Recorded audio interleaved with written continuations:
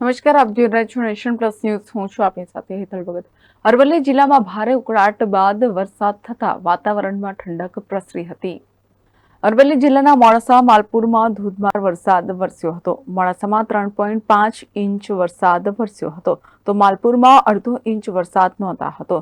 મોડાસામાં મધ્યરાત્રિ અને માલપુરમાં વહેલી પરોઢે વરસાદ વરસ્યો હતો. અસહ્ય ગરમી અને ભારે ઉકળાટ બાદ વરસાદ થતા વાતાવરણમાં ઠંડક પ્રસરી ગઈ હતી. મોડાસા શહેરના 4 રસ્તા સહિત નીચાણવાળા વિસ્તારોમાં વરસાદી પાણી ભરાયા હતા, તો માલપુરના બજારોમાં વરસાદી પાણી ભરાયા હતા. માલપુરના રાજમાર્ગો પર નદી વહેતી હોય તેવા દ્રશ્યો સર્જાયા હતા.